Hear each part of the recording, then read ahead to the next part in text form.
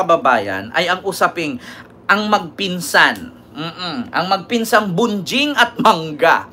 Bunjing at Mangga, nagbangayan na naman, putang ina. Basta usaping posisyon sa politiko at posisyon, usaping pera talaga, kahit magkamag-anak, nag-aaway ito po mga kababayan, usaping Bunjing at Mangga. Alam niyo naman po pag sinabi nating Bunjing at Mangga. Ito po mga kababayan, binirada po, tinira po, no? Hindi po tinira, binimbang ha, mga kababayan, binanatan po. So madaling salita, tinira ni Mangga si Bunjing. Or si Bunjing binato si Mangga. Di ba? Hindi po tinira na binimbang ha. Sinong nakapanood ng may nagbingbangan na kabit binaril? Sinong nakapanood niyan? Alam ko, nag-i-scroll kayo sa Facebook. Di ba? Nag-trending sa Facebook yung nahuli ng asawa, binaril-baril doon sa loob ng motel. Yun ang totoong nagbingbangan. Pero ito po, magpinsan po ito. Si Bunjing at si Mangga. Sinong nakapanood doon? Binaril ng asawa. Ang tawag po doon, law of harmony. Ito mga kababayan. Si Mangga galit na galit kay Bunjing. Gusto daw palitan si Bunjing. Ano nga ba ito mga kababayan? Ito po. Pakinggan ninyo. Amy Marcos versus Martin Romualdez. Ayan. Ito po wait lang. Paano tayo magiging dakilang mambabatas kung tayo mismo ay hindi susunod sa batas? Ang boses ng Korte Suprema ay boses ng konstitusyon. At kung sino man ang sasapaw sa boses na ito ay isa lang ang tono. Ambisyon. Kaya naman, mag-move on na tayo. Magtrabaho at huwag konsintihin ang isang spoiled na Bunjing. Huwag nang busugin ng pabor. Huwag nang pumayag dahil may pabuya. Huwag tayo magpalaki ng buwaya, baby pa nga ang tawag, lulong na. Sa mga mahal kong kongresista, may suggestion po ako. Ito suggestion lang naman, Sa mahal kong mga kongresista, may suggestion po ako. Kumain ba to ng mangga chips? Paano tayo sa mga minamahal kong kongresista? Huwag niyong masamain. Huwag niyong masamain. Kesa, inaatupag ninyong palitan ang pinili ng taong bayan, binoto at minahal. Bakit di nyo nalang palitan ang tao, kayo naman lang ang pumili? Ayaw paawat ng iba sa kaka-flex. Ano kaya kung yung speaker nyo na lang ang paltan nyo? Kaya nyo yan. At dahil dito, bumuboto ako ng malakas na oo. Maraming salamat.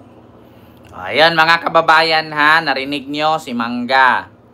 Palitan daw si Bunjing. Ako mga kababayan, tignan nyo, vlogger lang po ako. Meron lang po akong 285,000 subscribers. Road to 300K. Hindi ko naman po may tanggi na meron po akong mga supporters. Hindi ko po may tanggi na meron po akong mga viewers. No? Pero, sapagkat bagamat di umano, mga kababayan, lumipad ang aming team. Ang lakas ng loob ni Mangga, maghimok. Samantalang yung boto nga niya, pagka-senador, pasang-awa nga lang. Diba? Di mo ba alam pang number 12 siya?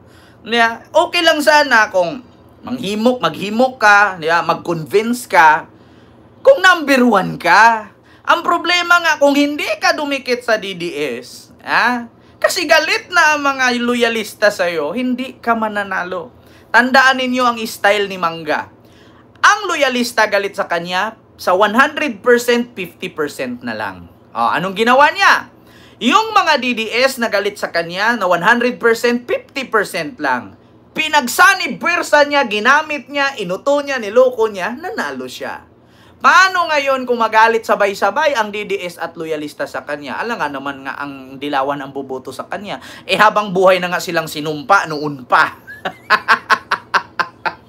Di ba? Yan ang style niya. Alam niya kasi na sa loyalista hindi siya mananalo. Kasi sa 100% loyalista, 50 na lang natira sa kanya. So, ang ginawa niya, para manalo siya, kahit naman nakakahiya, kahit ginawa na siyang tanga doon, kahit binaboy na siya, pakapal pa rin. Bakit? Kasi may boto siyang makukuha. Di ba? Tama ba ako, mga kababayan? Tapos ngayon, maghimok pa? Ko-convince mo pa, mga kongresista, hindi mo kaya, Aimee. Alam mo, ako na mismo magsabi, Aimee. Kahit nga kayo dalawa ni Martin Romualdez maglabanan sa eleksyon, hindi ka, mangungulilat ka dyan. Maniwala ka sa akin, Aimee. Example lang, kung kayo dalawa ni Martin Romualdez maglaban pagka-presidential candidates, mangangamuti ka, Aimee. Maniwala ka sa akin. Mangangamuti ka. Hindi ka mananalo kay Martin. Wag mo nang pagpilitan yan, Aimee. Sa totoo lang, maniwala na sana ako kung hindi ka panghuling senador. Kumbaga, sagrado pa yan sa high school at sa elementary, palakol. Government grade. Kaya nakapasa. Sa madaling salita, pasang-awang boto, kaya pumasok. Pareho lang yan sila ni Sara. May pa Duterte, 3 lang naman nakarga. 2 nga lang kasi si Marcoleta, hindi naman hindi naman PDP laban. Di ba? Nakita nyo mga kababayan, pareho lang sila dalawa ni Sara. Malakas kami, magaling kami. Anong sabi ni Larry Gadon? Hindi mananalo yung Duterte mo. Bakit? Hindi naman kilala yan. Diba? Nagkatotoo nga mga kababayan. Asan yung Duterte ni Sara? 2 lang napasok. Si Bongo lang at si Bato. Pangatlo si Marcoleta. Hindi naman daw siya PDP laban. Diba mga kababayan? Asaan yung sinabi nyo malakas si Sara? Asaan yung panawagan mo ngayong palitan ng speaker? Hindi ka nga pinakinggan ng mga kongresista. Diyos ko, nanalo ka nga, panghuli pa. Munti ka nga matalo ni Bintulpo Diba? Ma'am Ninita Umali. And kay Ferds Danao. Mega love shout out. So ngayon mga kababayan, buko doon, sumagot ngayon itong mga congressman na kaalyado ni Martin. Sabi dito sa Pilipinas Tonight, ito si Paulo Ortega, sabi niya, the speaker did not act alone. This was a collective institutional decision, one rooted in the Constitution. Totoo po naman mga kababayan. Hindi naman po si Martin Romualdez lang ang gumalaw niyan. Kasi bakit? Hindi naman pipirma yung 200 plus congressman dyan, di ba? Kung si Romualdez lang ang gumagawa niyan. Yung pag-impeach ng mga kongresista kay Sara sa House of Representatives or sa Congress, hindi po si Romualdez ang nasa isa lang nagdesisyon yan. Bakit? Halos po na 1/3, 250 plus pumirma na i-impeach si Sara. Huwag niyong sisihin si Romualdez. Huwag niyong sisihin si Romualdez. Sa Senado nga wala si Sara dyan, pero bumuto kayo para kay Sara na hindi siya ma-impeach. Tapos ngayon sisihin ninyo, si Romualdez lang nagdesisyon. Ang dami nga pumirma, hindi naman kami bulag-baba. Sabi ko nga sa'yo, para maniwala ang tao sa'yo, dapat nag-number 1 ka. Kulilat nga yung boto mo, pasang-awa na nga lang kaya ka napasok. Sinagot siya ni Paulo Ortega. The speaker did not act alone. Hindi naman gumawa ang speaker, siya lang mag-isa. Pinagbutuhan yan kaya na-impeach si Sara. Sunod, bukod kay Ortega, mga kababayan, sumagot pa dito si Sia Alonto Adyong, Alonte ba? Alonto. Si Sia Adyong, mga kababayan, Alonto Adyong, sabi niya, to make patol is human, to didma is divine. So didma na lang kami. To make patol is human.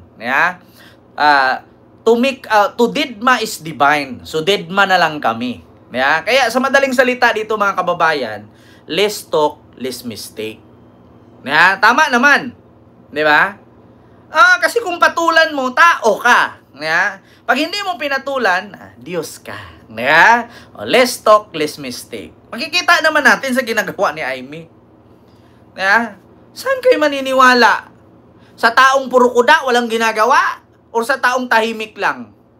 Malamang doon ako maniniwala sa mga tahimik lang. Kasi yung mga more on kuda, sabi ko nga sa inyo sa sunod election, iwasan nyo yung kuda kayo ng kuda, tapos manira kayo ng kapwa ninyo politician. Kaya hindi talaga kayo mananalo. Nangyari na kay sinong kumakandidato dati ng president, puro kuda, puro paninira. Diba? Hindi nanalo, kulilat.